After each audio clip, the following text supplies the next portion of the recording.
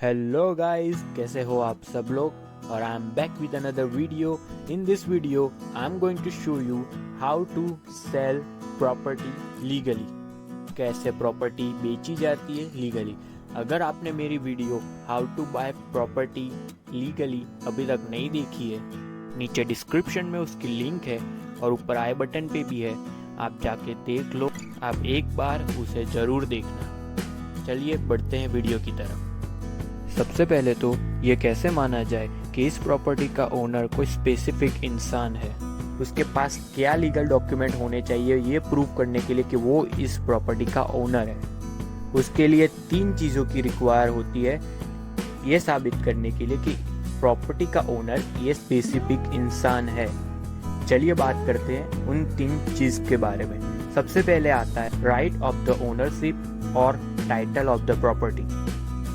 अगर कोई कह रहा है कि ये प्रॉपर्टी उसकी है तो उसके पास उसका टाइटल होना चाहिए, उसकी ओनरशिप होनी ही चाहिए, वो भी लीगल डॉक्यूमेंटरी। सेकंड आता है the exclusive right to possess and enjoy the benefits of the property in any lawful manner. मतलब कुछ राइट्स होते हैं ओनर के अपनी प्रॉपर्टी के ऊपर, और वो राइट्स लीगल होने चाहिए, तभी वो पर्सन उस प्रॉपर्टी का ओनर कहा जाता है। And the third came the right to एनिलेट दैट प्रॉपर्टी। मतलब एक ओनर अपने प्रॉपर्टी का जितना चाहे उतना पार्ट्स कर सकता है या उसने किए हो पास्ट में, तो उन सारे पार्ट्स का लीगल एक वेरीफाइड डॉक्यूमेंट उसके पास होना चाहिए, ये साबित करते हुए कि ये सारे पार्ट्स, ये जितने भी प्रॉपर्टी फैली हुई है पार्ट्स में, ये मेरे पास या मेरे से बिलोंग करती है।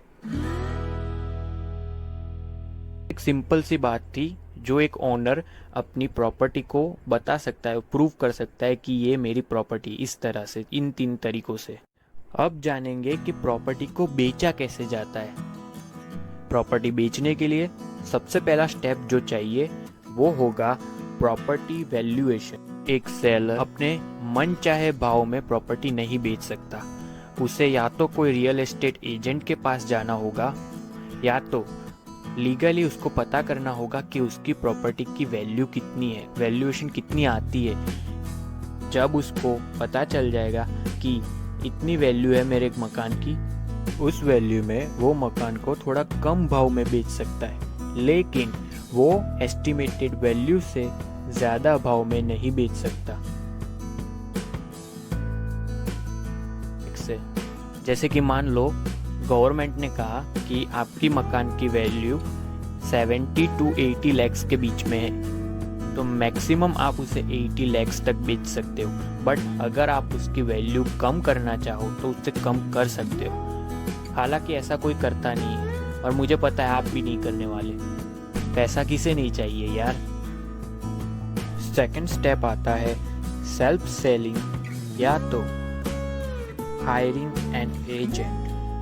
अब सेलर के पास 2 ऑप्शन होते हैं, या तो खुद से वो घर बेचने जाए या अपनी प्रॉपर्टी बेचने जाए, या तो वो कोई रियल एस्टेट एजेंट को हायर कर ले जो उसके लिए ये काम करेगा कुछ कमीशन के साथ। एक सेलर को शायद उतनी नॉलेज नहीं होती सेलिंग मार्केटिंग के बारे में कि कैसे प्रॉपर्टी बेची जाती है, क्या लीगल प्रोसीजर होता है प्रॉपर्टी बेचने का, कौन से डॉक्यूमेंट्स की ज़रूरत पड़ती है या क्या क्या करना पड़ता है, एक्सेट्रा एक्सेट्रा। बट एक रियल एस्टेट एजेंट को ये सारी चीज़ें पता होती है और उसके पास कॉन्टैक्ट्स भी इतने होते हैं कि वो जल्द से जल्द आपकी प्रॉपर्टी बेच सकता है। आप थोड़े कमीशन के साथ उसको हायर कर सकते हो। चलिए बढ़ते हैं स्टेप 3 की तरफ। और थर्ड स्टेप है एडवर्टाइजिंग। एक सेलर अपने प्रॉपर्टी की बहुत सारी जगहों पे एडवर्टाइज कर सकता है, जैसे कि वो इंटरनेट पे किसी वेबसाइट के थ्रू बता सकता है अपनी प्रॉपर्टी के बारे में, कोई पैम्पलेट छपवा के कहीं कहीं गलियों में बेच सकता है, कई जगह पे पेपर में कोई छोटी सी ऐड दे सकता है, वीडियो मार्केटिंग के थ्रू कई जगह पे छोटे छोटे वीडियोस बना के वो अपलोड कर सकता है, कोई लोगों को वो मिलकर खुद जाकर बोल सकता है अपनी प्रॉपर्टी के बारे में, या तो वो किसी ब्रोकर के थ्रू ये करवा सकता है। ये था स्टेप नंबर 3। आगे बढ़ते हैं स्टेप नंबर 4 की तरफ। स्टेप नंबर 4 है ऑब्टेनिंग सर्टिफिकेट्स। एक सेलर के पास नो ऑब्जेक्शन सर्टिफिकेट NOC होना चाहिए एज पर रिक्वायर्ड अथॉरिटीज।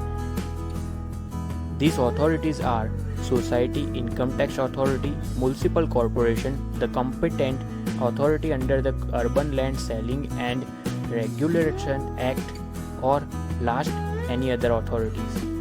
ये सब सर्टिफिकेट के बाद हम डॉक्यूमेंटेशन की तरफ बढ़ते हैं, क्योंकि इनसफिशिएंट या इम्प्रॉपर डॉक्यूमेंट के विवाद बढ़ चुके हैं प्रॉपर्टीज की लेन देन में। So it is must that both the buyer and seller give due consideration to the documentation of a deal. Following documents are necessary to effect. First है letter of allotment। ये allotment के द्वारा एक relevant authority या society ये confirm करती है कि ये property का कोई specific buyer है और वही original buyer है इस property का। सेकेंड है प्रीवियस सेल डीड्स। सेलर के पास ओरिजिनल सेल डीड होना चाहिए जो उस प्रॉपर्टी का पहले जो मालिक था उसके पास से, क्योंकि ये पॉसिबल है प्रॉपर्टी को के मालिक को ट्रेस कर पाना डॉक्यूमेंट के थ्रू।